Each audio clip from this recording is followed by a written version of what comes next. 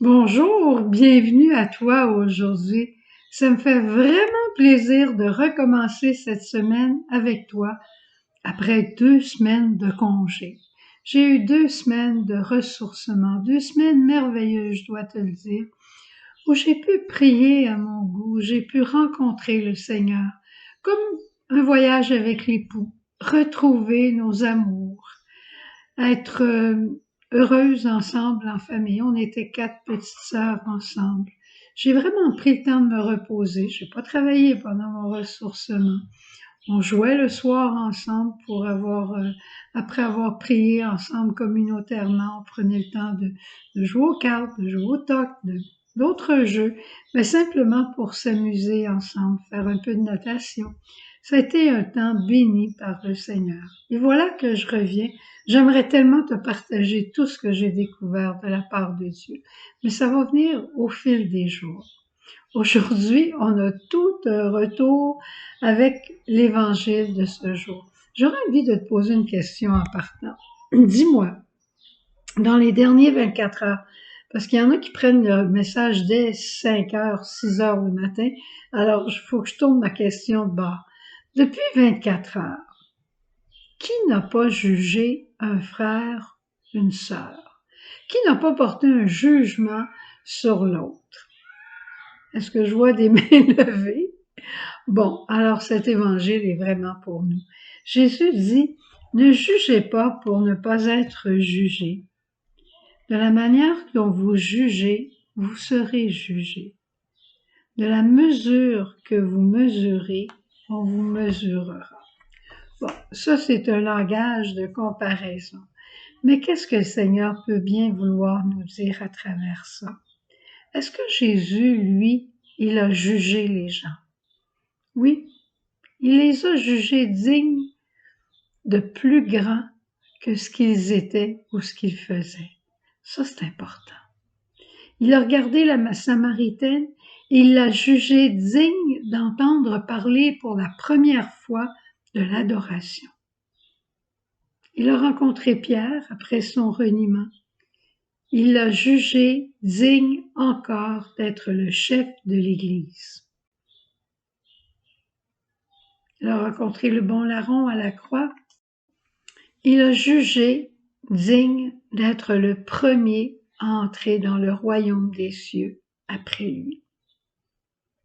Le jugement de Dieu n'est pas comme le nôtre. Le jugement de Dieu est indulgent, miséricordieux. Il est d'un tout autre monde. Ce n'est que par la foi qu'on peut comprendre ces choses.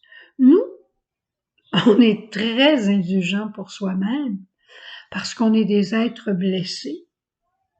Mais on est très exigeant pour les autres parce que c'est des pécheurs. C'est vrai.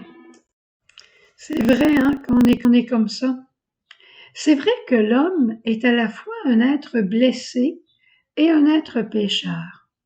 L'être blessé, il a besoin d'être guéri et Dieu veut le faire. Mais dans toute situation pénible, il y a aussi l'être pécheur qui se manifeste.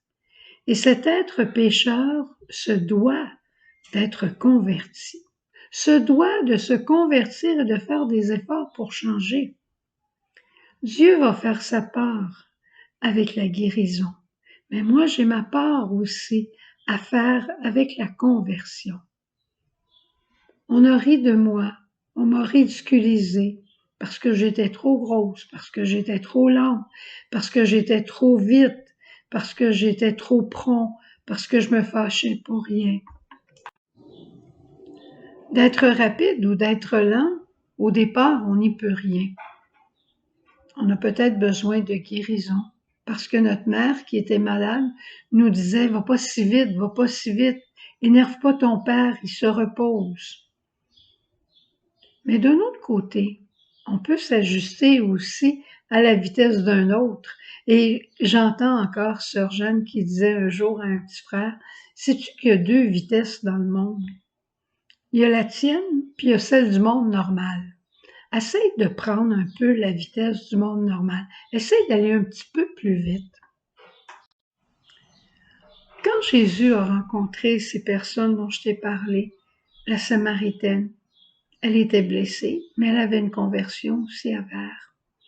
C'était la même chose pour Pierre. C'était la même chose pour le bon larron. On a tous des conversions à vivre. Et quand le Seigneur met la marche plus haute parce que la conversion est encore plus exigeante, c'est parce qu'il nous croit capables de le faire.